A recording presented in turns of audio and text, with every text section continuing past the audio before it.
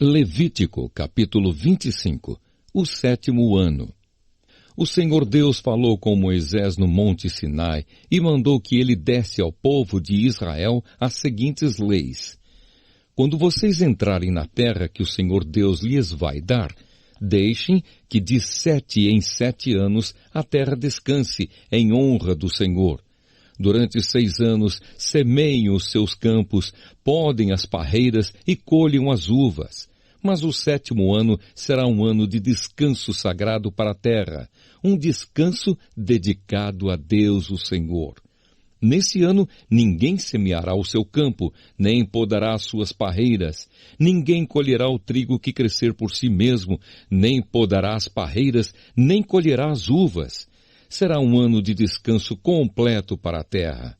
Os campos não serão semeados, mas mesmo assim produzirão o bastante para alimentar todos os israelitas, os seus escravos e as suas escravas, os seus empregados, os estrangeiros que vivem no meio do povo e também os animais domésticos e os animais selvagens.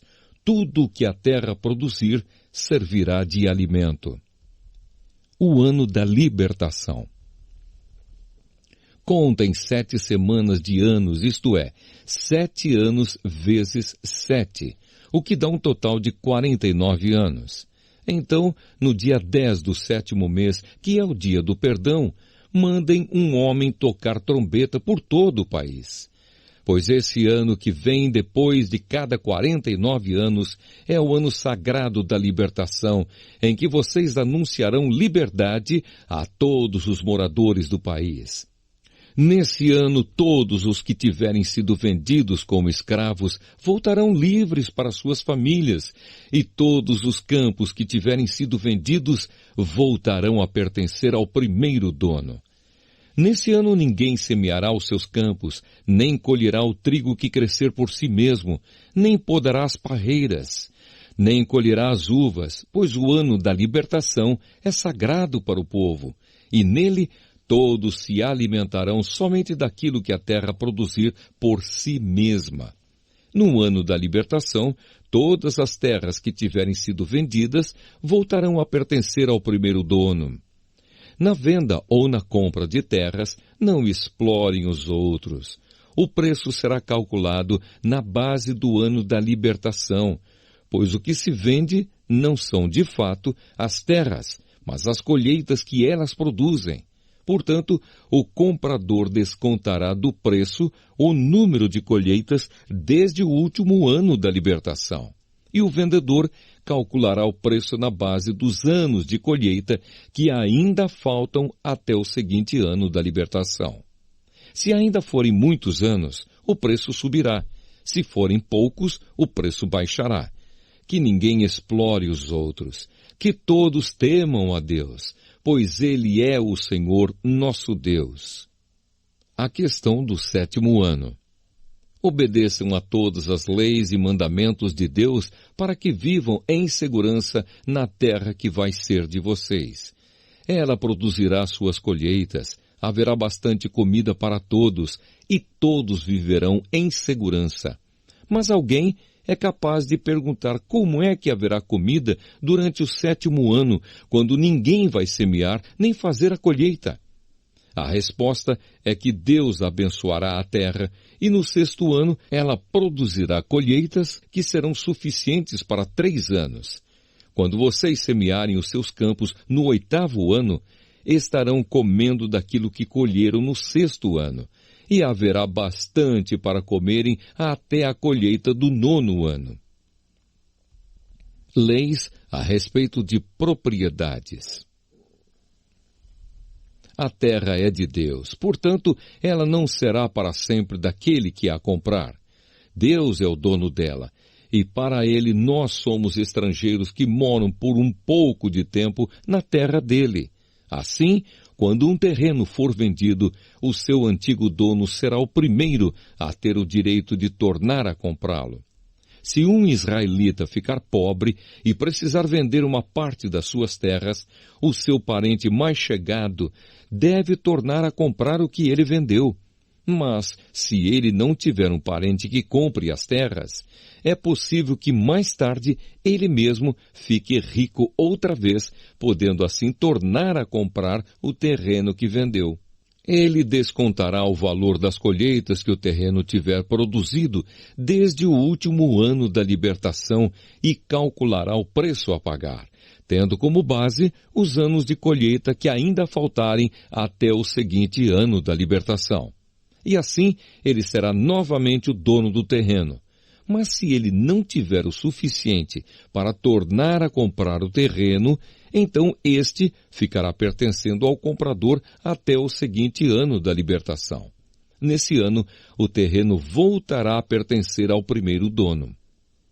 Se um homem vender uma casa que fica numa cidade protegida por muralhas, ele terá o direito de tornar a comprar a casa até um ano depois da venda. Mas, se dentro de um ano ele não comprá-la, então ela pertencerá ao comprador e aos seus descendentes para sempre. Nem mesmo no ano da libertação a casa voltará a ser do primeiro dono. Porém, as casas que ficam em cidades sem muralhas são como os terrenos. O primeiro dono tem o direito de tornar a comprar a casa, e no ano da libertação ela volta a ser do primeiro dono. Os levitas têm sempre o direito de tornar a comprar as suas casas que ficam nas cidades onde moram. Mas, se um levita vender a sua casa numa dessas cidades e não tornar a comprá-la, então no ano da libertação a casa volta a ser dele, pois as casas das cidades onde os levitas moram serão sua propriedade permanente no meio do povo de Israel. Mas os campos em volta das cidades onde os levitas moram não podem ser vendidos. Eles pertencem aos levitas para sempre. Leis a respeito dos pobres. Se um israelita que mora perto de você ficar pobre e não puder sustentar-se, então você tem o dever de tomar conta dele. Ajude-o, como se ele fosse um estrangeiro que mora no meio do povo, a fim de que ele continue a morar perto de você. Não cobre juros sobre o dinheiro que você lhe emprestar. Respeite a ordem de Deus para que esse homem continue a morar perto de você. Não cobre juros sobre o que você lhe emprestar, nem tire lucro dos alimentos que você lhe vender. É isso que o Senhor, nosso Deus, nos manda fazer. Foi Ele quem nos tirou do Egito para nos dar a terra de Canaã e para ser o nosso Deus. Leis a respeito dos escravos. Se um israelita que mora perto de você ficar tão pobre que chega ao ponto de ter de se vender a você para ser seu escravo, não o faça trabalhar como escravo. Trate-o como se ele fosse um empregado ou um estrangeiro que mora com você. Ele trabalhará para você até o ano da libertação, e nesse ano ele e os seus filhos irão embora e voltarão para sua própria família e para as terras dos seus antepassados. Os israelitas são escravos do Senhor Deus que os tirou do Egito. Eles não deverão ser vendidos como escravos. Portanto, não os trate com crueldade, mas respeite a ordem de Deus. Se precisarem de escravos ou escravas, vocês poderão comprá-los dos povos vizinhos do seu país. Também poderão comprar os filhos dos estrangeiros que moram no meio de vocês. Essas crianças que nascerem na terra de Israel poderão ser compradas como escravos, e os seus donos poderão deixá-los como herança aos filhos, a quem esses escravos deverão servir a vida inteira. Mas um israelita não pode ter outro israelita como escravo, nem pode tratá-lo com crueldade. Pode acontecer que um estrangeiro que vive no meio do povo fique rico e que um vizinho israelita fique pobre e se venda como escravo a esse estrangeiro ou a alguém da família dele. Nesse caso, depois de vendido, o israelita tem o direito de ser comprado de novo. Um irmão, um tio, um primo ou outro parente chegado poderá comprá-lo. Ou, se ganhar bastante dinheiro, ele mesmo poderá comprar a sua liberdade. Ele e o homem que o comprou combinarão o preço que deverá ser pago, de acordo com o número de anos desde o ano em que ele se vendeu até o seguinte ano da libertação. O cálculo será feito tendo como base o salário que um empregado recebe. Se ainda faltarem muitos anos até o ano da libertação, ele pagará uma parte maior do dinheiro que recebeu quando se vendeu. Mas se faltarem poucos anos, a parte será menor.